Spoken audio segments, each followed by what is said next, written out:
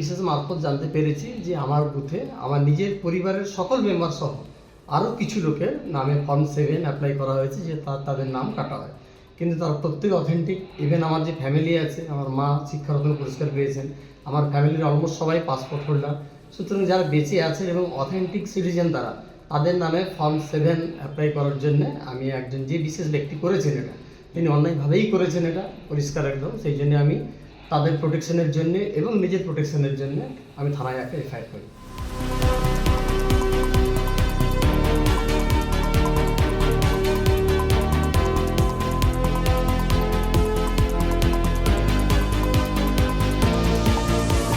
এটা পুলিশ সারা পশ্চিমবঙ্গ জুড়ে তৃণমূলের দালাল হয়ে গিয়েছে। এগুলো তো ভায়োলেশন করছেন, ভায়োলেশন অফ পিপল অ্যাক্ট এনারা ভায়োলেশন করছেন।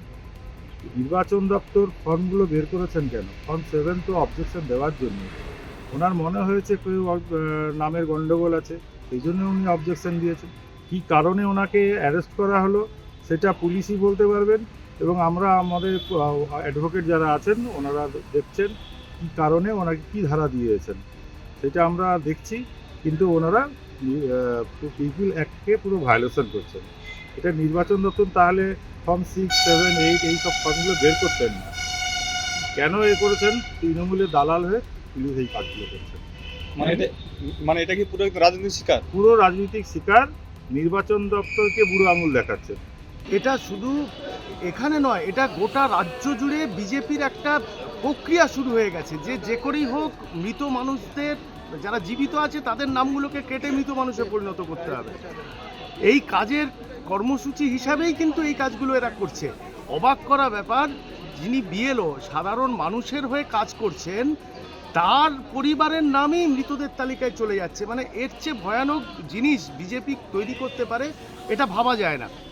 এবং আমাদের প্রিয় নেতা অভিষেক বন্দ্যোপাধ্যায়, আপনারা দেখছেন বিভিন্ন জায়গায় যে কর্মসূচি হচ্ছে, আমাদের র্যাম্প তৈরি করা হয়েছে, এইরকম বিভিন্ন জায়গায় রাজ্যের সারা রাজ্য জুড়ে এই সমস্ত জীবিত মানুষদের নাম যাদের মৃত তালিকায় তুলে দিচ্ছে, তাদেরকে নিয়ে র্যাম্পে আমাদের প্রিয় নেতা অভিষেক বন্দ্যোপাধ্যায় নিয়ে হাঁটছেন।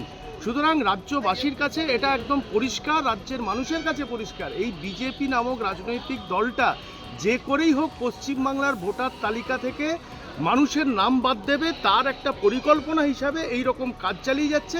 এই এফআইআর নিঃসন্দেহে একটা বাড়তি মাত্রা যোগ করলো। সারা রাজ্য জুড়ে এই এফআইআরের সংখ্যা আরও বাড়বে। বিজেপি নামক রাজনৈতিক দলটা যে নোংরামি করে যাচ্ছে, যে স্বৈরাচারী শাসন ব্যবস্থার মধ্যে থেকে দাঁড়িয়ে সাধারণ মানুষকে হয়রানি দিচ্ছে, তার যোগ্য জবাব এটা নিঃসন্দেহে আজকের এই এফআইআর।